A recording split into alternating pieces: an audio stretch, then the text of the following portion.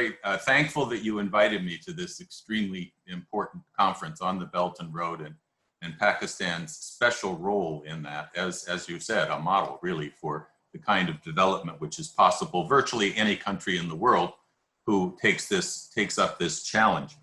I think to have any discussion at this moment in history, I think I want to begin by taking note of the fact that we are in one of the most grave existential crises of mankind within our lifetimes, or at least since World War II. And it's important to keep that in mind as we discuss this extremely important Belt and Road project. Not only do we have this horrid pandemic, but this is, we're in the midst of an economic breakdown crisis unprecedented in modern history, and only somewhat sparked by the pandemic. The economic crisis actually was ongoing and was getting worse in the Western nations, not in China and not in Asia so much. And the financial crisis, which is absolutely horrendous. And again, this was ongoing long before the pandemic hit. We're sitting on top of $2 quadrillion in derivative debts. Quadrillion is 1,000 trillion.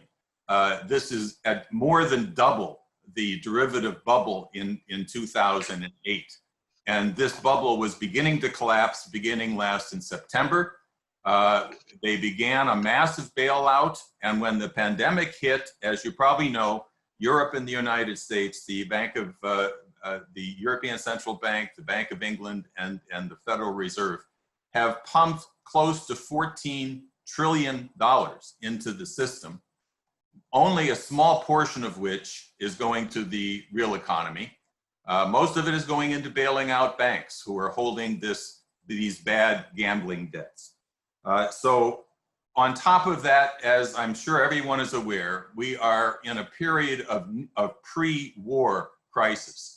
The breakdown of relations between the United States and China is extremely severe and extremely dangerous.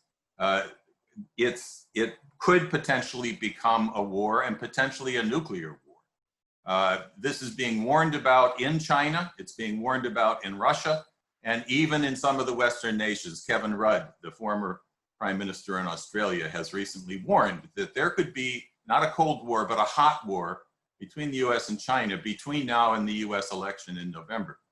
We have to keep this in mind and we must act to prevent it. And that's what I want to really address. After the 2008 crisis, Mr. LaRouche at that time said that there was no resolution to the economic crisis in any one country.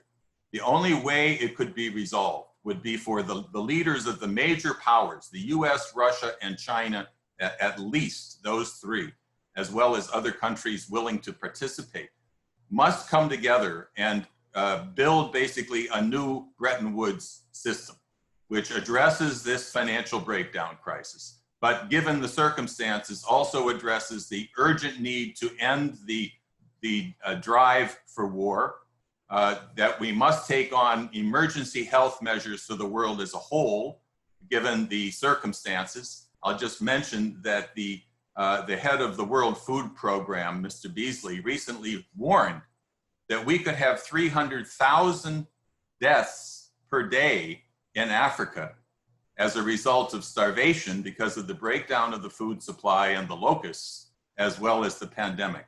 This is the level of urgency for the world's nations to come together, not to be in conflict, but to come together in dealing with these incredible crises. Mr. LaRouche's proposal for a new Bretton Woods also said it must be based on a development process like that which we now know as the Belt and Road, what we called the New Silk Road at the time. And I think it's worth going through the history of this. When the Soviet Union fell in the early 1990s, Mr. and Mrs. LaRouche, Helga Zepp LaRouche, Lyndon LaRouche's wife, immediately said we must end the British division of the world into East versus West. This is the opportunity with the fall of the Soviet Union.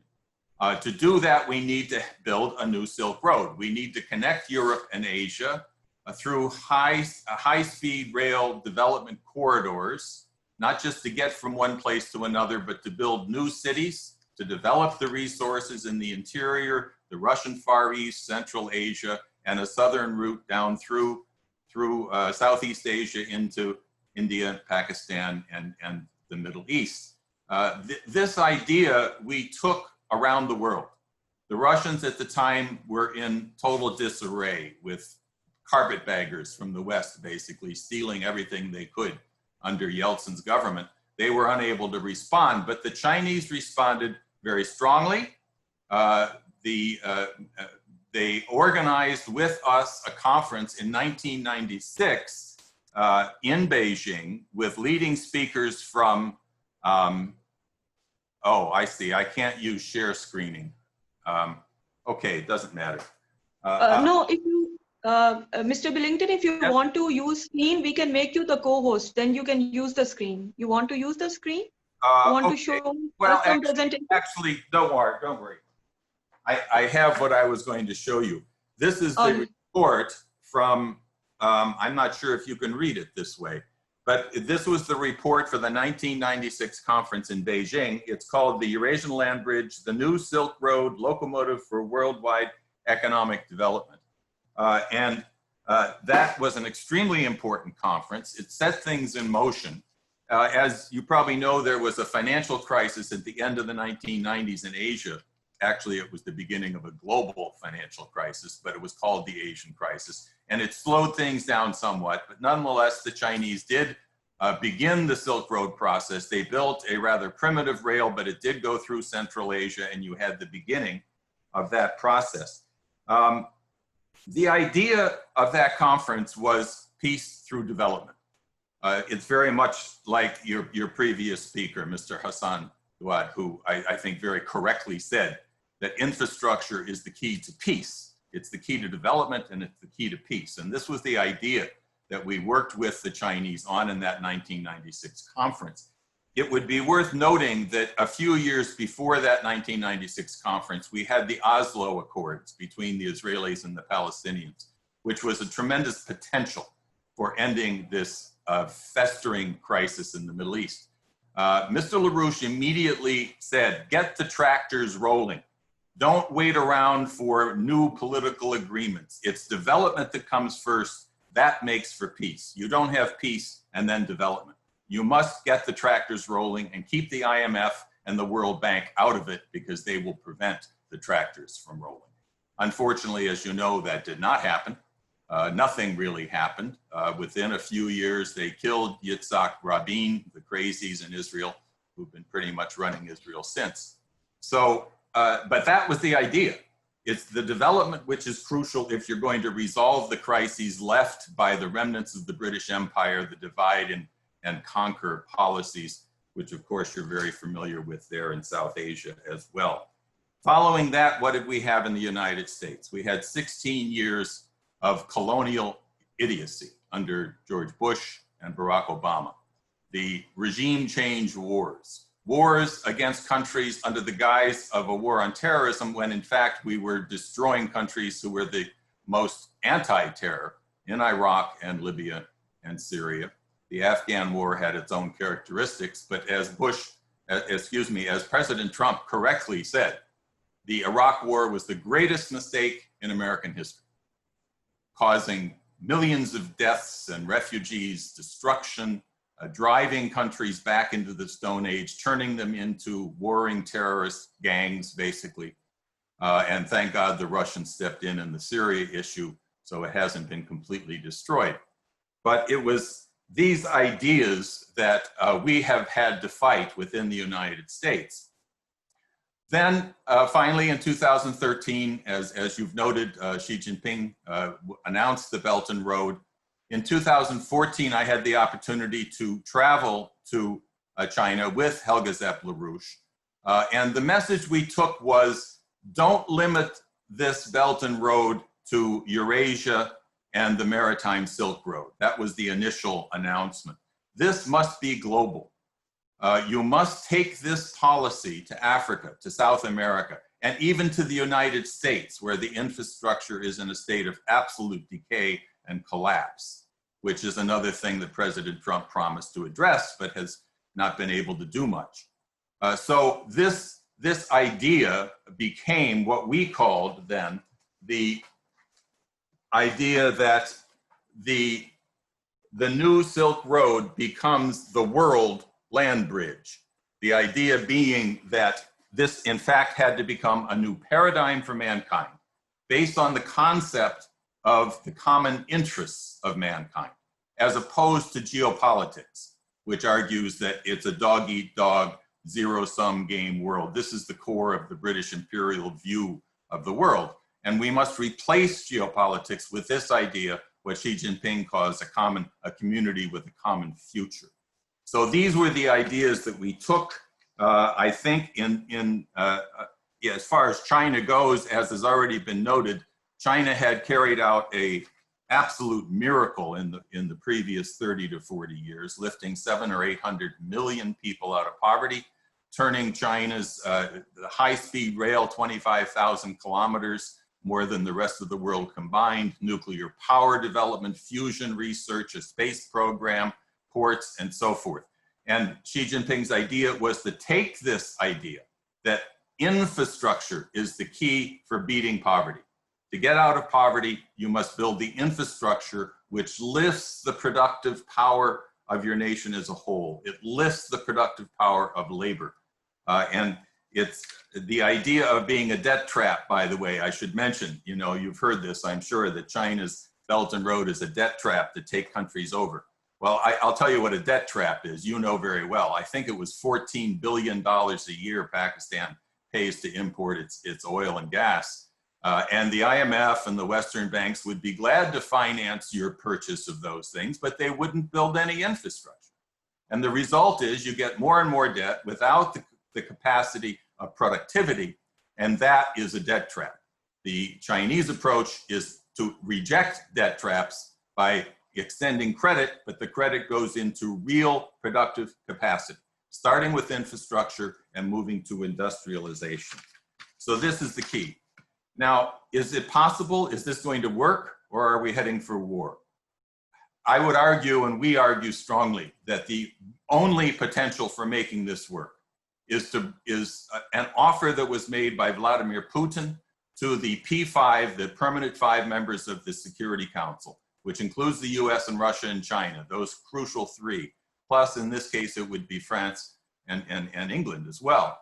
But to bring those leaders together for personal diplomacy to address the pandemic, to address the threat of war, to address the breakdown of the Western financial system. We need this kind of emergency view by the leaders of these nations to come together to override the people like Mike Pompeo and the British MI6 crowd who have orchestrated these wars and orchestrated the anti-Russia, anti-China hysteria. Now, I said I would address the Chinese agreements with Iraq and Iran and Lebanon. I think given the extreme danger in Lebanon, I'm only going to talk about Lebanon for a few minutes.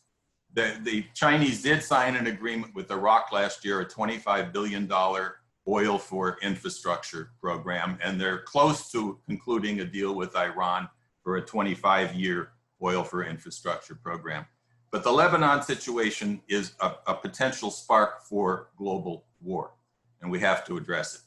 The explosion, this horrendous explosion, which President Aoun has said we do not write off that this was sabotage. It may have been an accident, but they don't write off that it was sabotage. Look at what's happened. Before that explosion, Lebanon was already in a state of chaos. Political chaos, economic disintegration, hyperinflation, and a general breakdown. Last year, Mike Pompeo went to Lebanon and basically told them that they must throw Hezbollah out of their government or pay the consequences. And that, of course, is a call for a civil war. That's all it is. Then, over time, earlier this year, the U.S. imposed something called Caesar sanctions, supposedly on Syria. But actually, and Caesar is a good name because Pompeo and Caesar go together. But these sanctions are actually sanctions on other countries who do trade with Syria. And of course, almost all of Syria's trade goes through Lebanon. So this was a vicious attack on Lebanon.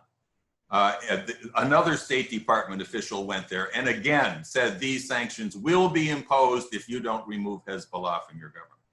So last month, or June rather, Mr. Nasrallah, the head of Hezbollah, went on their national TV. He denounced these Caesar sanctions, but he also said we must break from the IMF, who offer us money to refinance our debt, but refuse to build any infrastructure in our country.